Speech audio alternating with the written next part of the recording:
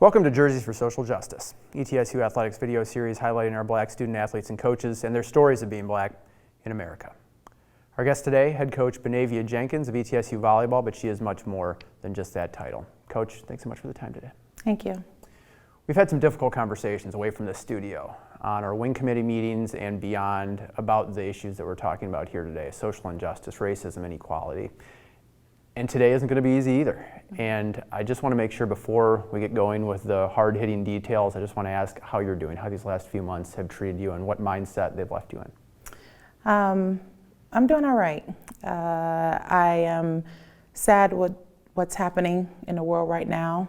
It's very tough when you have to explain situations to your nephews, to your nieces, on why there is police brutality, why there is racism, what does that look like different from the black and brown community versus the white community, and answering all the whys and trying to figure out an answer to the why. I guess that's what I'm saying.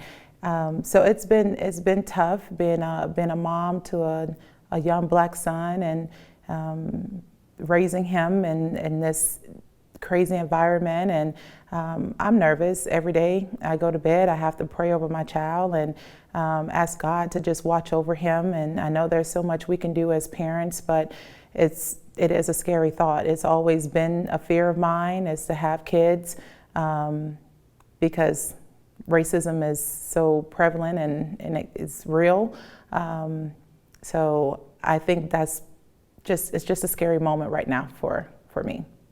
It's such a basic and fundamental question, but one that I feel is so hard to answer. Why? Why is there racism? How do you answer those questions with your nieces, nephews, your child?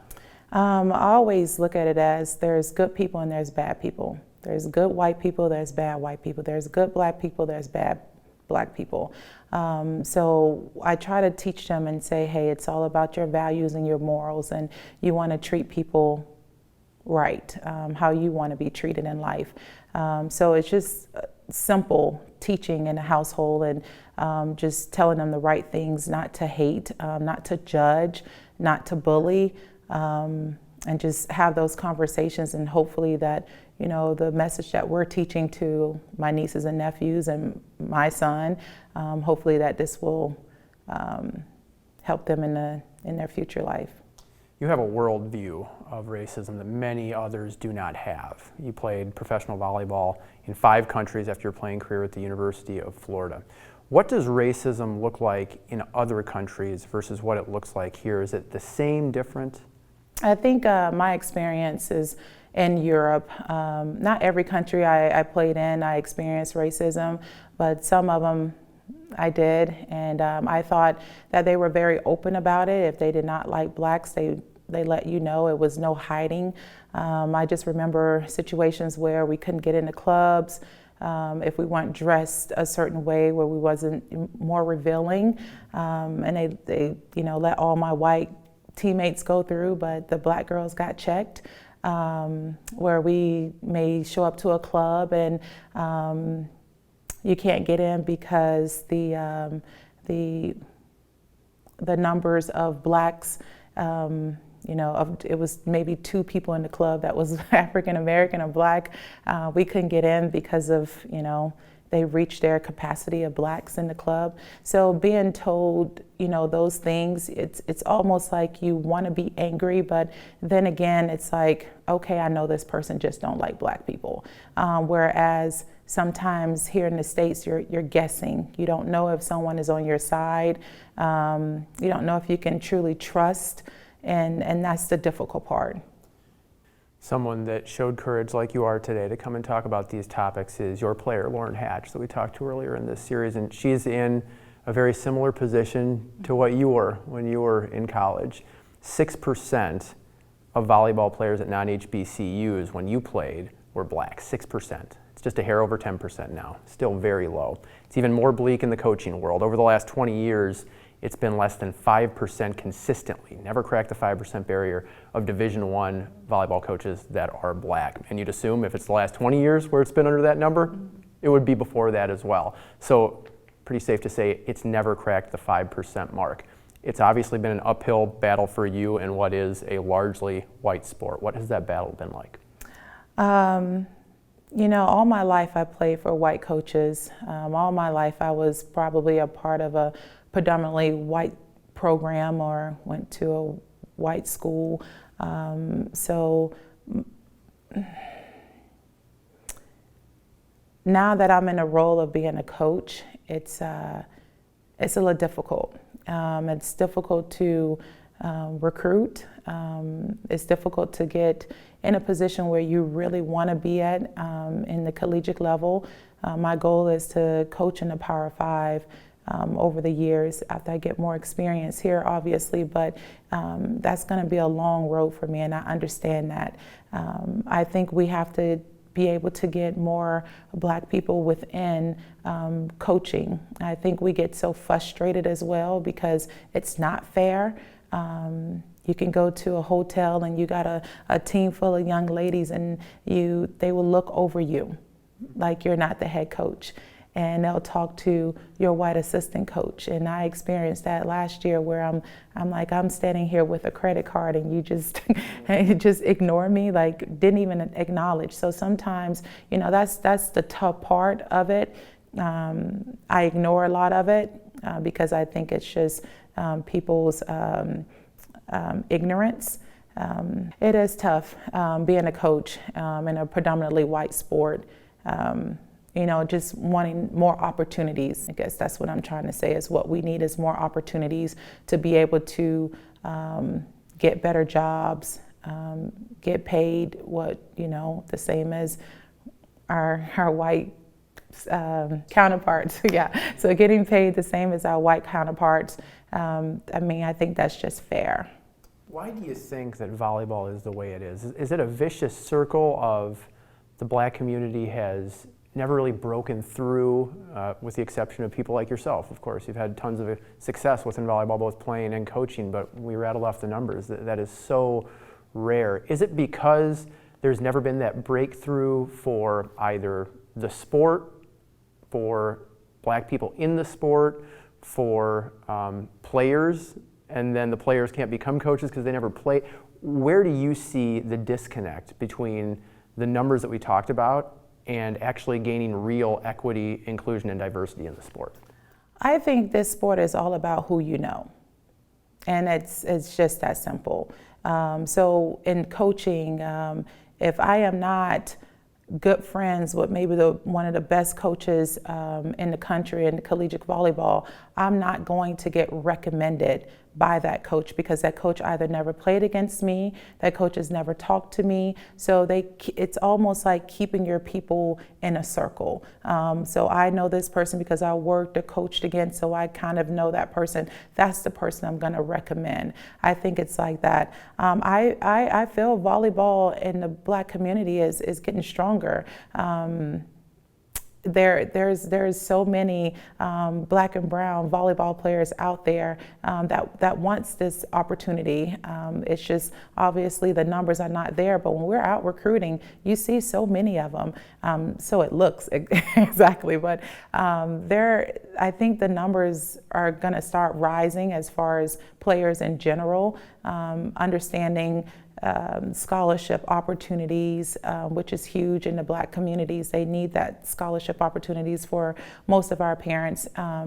So I feel like there's going to be a shift eventually with that. I'm just not sure what it's going to look like from coaches. I can't help but think you talk about the pathways to getting to know the people that you need to know to succeed in this business. I can't help but think systematically that for Black people as they're growing up getting into volleyball, those just aren't as readily available as they are for white people. Is that the case? Do you see that starting at a young age and then being a bit of a self-fulfilling prophecy as you go through your professional journey and collegiate journey? Well, first let's talk about when you're at a young age and you're playing volleyball. Volleyball is such an expensive sport, and there's a lot of parents that cannot afford for their child to travel and play club ball. It's very expensive.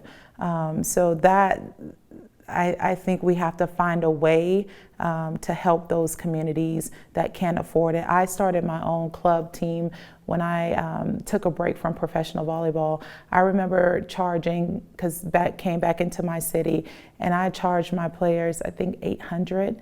And everything else I fronted from money that I made from overseas, because I knew these young black and brown young women needed a chance to get out of Fort Pierce. So I was okay with, let me do whatever I can do to help my community. And we need more of that. Instead of thinking about the dollar bills all the time, but we need to be able to help these young girls get out of certain situations and find their way and get a great education in life. I think that's a great example of the selflessness in changing the system, and you were a part of that, and you were at the forefront of that in that situation of being able to affect some difference. And that's something that I think we all need to pay attention to and do more of, having that selflessness, having the not only will but ability to be able to try and change the system as we're looking to get more equity, inclusion, diversity, not only in volleyball but across the board. You've shared a lot of stories with me personally and here on air today as well about being attacked, discriminated against in many different ways. How have those experiences shaped how you guide your student athletes, both black and white, on these issues of injustice, socially, inequity, and racism? Well, it's been a tough journey. I think I'm a very strong individual. I wear my heart on my sleeves. I'm very aware on what's happening around the world. I consider myself as a realist. So when I'm teaching our players in the gym, it's not, I have to let them understand that it's going to be fair for everyone, but maybe everyone is not going to get treated the same. That's just how life is, period. It's tough in the coaching business, but that's the reality of what they're going to experience out in the real world. I really tried to educate them on, racism and using racial slurs, and it was kind of interesting because some of my girls that come from different countries, they didn't understand what that meant, because in their country racism is not an issue for them. So they come here in the States and they're just like, wow, like I was never taught this, or I never actually seen it. So it's just keeping them aware from the black perspective to the white perspective, which I feel like I have both because of my walk in life, but just making sure that they're aware of maybe the terminology that they're using towards each other, understanding that if my black student athlete is not talking, it doesn't mean that she has an attitude. It doesn't mean that she's mad. It doesn't mean that she's upset. She could be thinking things through. So understanding that, because I've been there where I've been judged just because I wasn't smiling in practice, but sometimes you have to be able to process things, and you can't always smile through things. So just really getting them to understand, like, to love each other. And at the end of the day, these are your sisters. So we're gonna have your back and you have our back. So we have these tough conversations. They ask questions because a lot of them are, they live in their bubble, and they don't understand how the George Floyd incident affected us. But I had to present Samad to them and say, that could have been him, or that could have been my assistant Gio. Like, this is why it hurts so bad. So now they're starting to open their eyes and have, step outside of their comfort zone or their boxes and understand where us as a black community is coming from. It's so interesting to hear that perspective of your international student athletes coming to this country, and this is foreign to them, for lack of a better term. They don't understand this because in their country, as we talked about a bit ago, you didn't see it in every country. It was in some countries but not others. What do you think we're doing wrong in the United States on this? Is it a lack of empathy, understanding? Is it just steeped in history in this country and impossible to break out of? Is it all of the above? It's all of the above. It's history. It's it's what things that we're being taught in our household, and I know I keep going back to that, but it's very true. And we judge so much here in the States. I was telling them a story of when I was living overseas. I can walk outside with a polka dot shirt and some striped pants, and they think I'm fashionable. I do that here in the States, I'm getting either bullied, clowned, laughed at, whatever, you know. So it's just very different mentalities and different countries. I think American people has lost their empathy. You know, I think that's huge. We have forgot to love our neighbors. We forgot to love ourselves. There's a lot of insecurities. There's a lot of hatred within ourselves where this is why we're where we're at. You know, because there's no reason for me to look at you, Mike, and say, I hate you because the color of your skin. I don't know you. So how can I hate you? Obviously, not enough has changed. I've talked to some people in the Black community that think since the late John Lewis and Dr. Martin Luther King marched up through the end of the civil rights movement, the unofficial end of the civil rights movement in the late 60s, that we're largely at a similar point to where we are today. What do you think needs to happen? What needs to change in this country, in our community, in volleyball, all of the things that we've talked about in order to have a more equitable, diverse, and inclusive setting, not only in volleyball, but on the grander stage from ETSU all the way up to the country as a whole? I think first we need to acknowledge where we went wrong. So there needs to be an apology to the Black people. All the hurt that we have been through, gone through, apologize, you know, and let's keep moving forward. I think there needs to be policies put in place for systematic racism because it exists. I feel that we have to, like I said in the beginning, it has to be allies there.